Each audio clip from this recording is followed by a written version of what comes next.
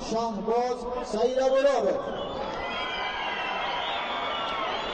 گلوف حق داد که در دور اول در برابر سوفیف مهرداد پیروز شده بود. در برابر شهباز سعید ابرارов ورزشگری که میانی در همین دسته وزن 60 کیلوگرم در رقابت‌های جهانی میان پهلوانان تاجیک اولین ورزشگر شده که ولی یک داور چی میگه در همان لحظه اول اجرای اصول رو ببینید به چه شکل بود.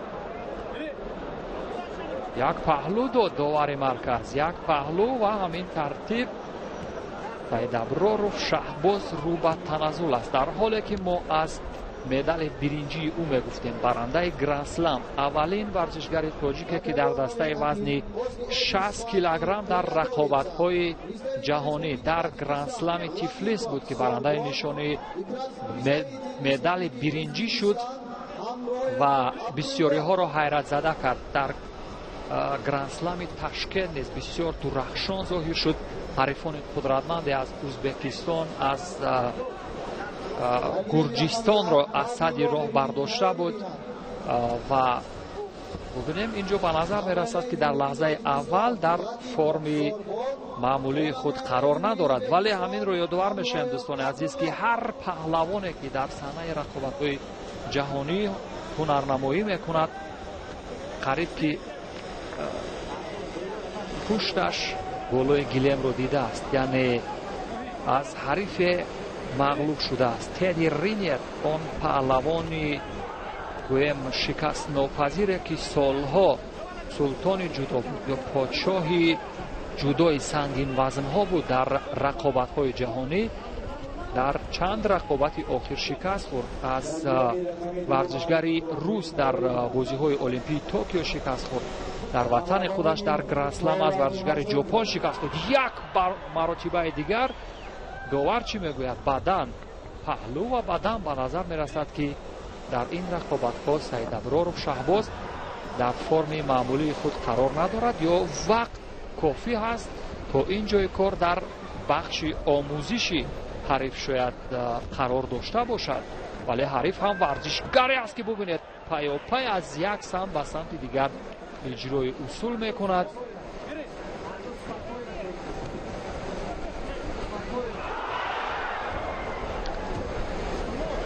و از قدرت و توان خود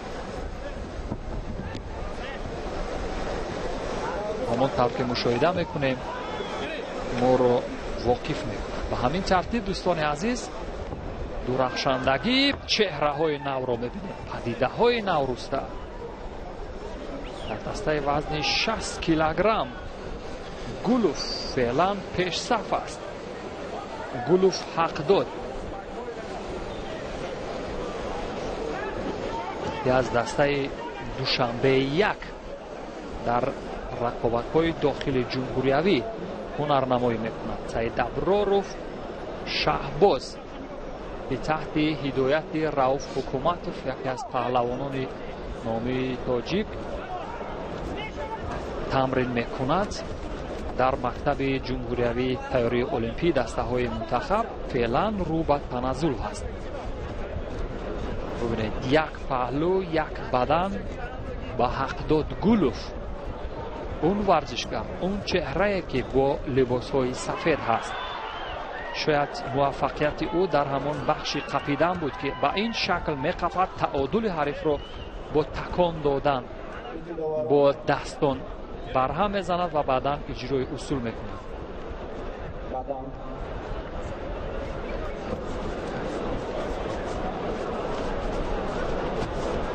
و تعبیر مربیان ما کار شهباز هنوز آمد نکرده است یا داوی او هنوز آمد نکرده است.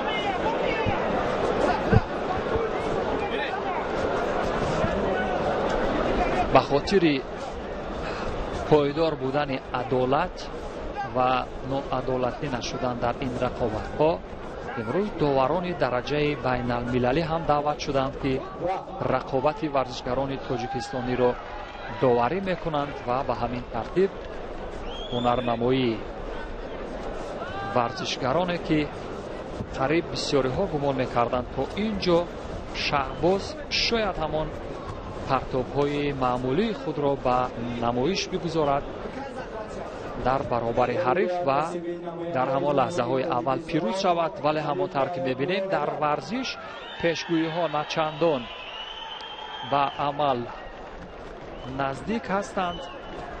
варзишгаре ки хуб тамрин кардааст, бештар заҳмат кашидааст дар ҳамон машғулиятҳои дастаҷамъӣ ё таълими варзишӣ, ӯ ҳатман ғолиб хоҳад шуд. ду огоҳӣ ки ба ҳақдод гулов дода шуд, ба ҳамин тартиб як танбеҳ نظر حق‌نظر جمهوری تاجیکستان سیدامینов جمالدین و جمهوری تاجیکستان як тарафа доштан ва қапидан ба хотири иҷро накардан.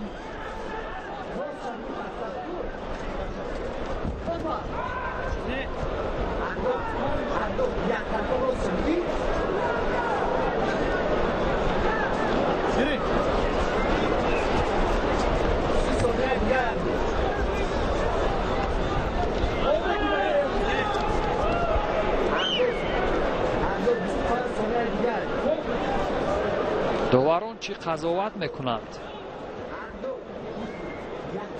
танбеҳи дуюм ҳам эҳсоси хатар дорад барои ҳақдодгулов, вале ӯ аз лиҳози оне ки иҷрокунандаи усул буд, бояд доварон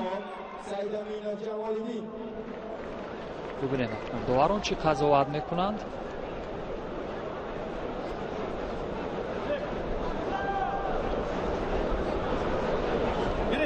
идома меёбад рақобат. сонияҳои поёнии вақти асосӣ ин чеҳраи номошнои варзиши тоҷик шаҳбоз саидаброров ки дар рақобатҳои ҷудои ҷаҳонӣ дар гранд слам яке аз рақобатҳои бонуфуз аст, қудрати худро ба намоиш гузошта буд. вале дар рақобатҳои дохили кишвар бубинед ки дар баробари ҳарифи тоҷикистонӣ чандон кораш омад намекунад. вақт ба анҷом мерасад. ба ҳамин тартиб шаҳбоз саидаброров ҳам дар рақобате ки рақобати даври дуюм буд ба нокомӣ дучор мешавад ва ҳақдодгулов ба марҳилаи ниманиҳоӣ меравад.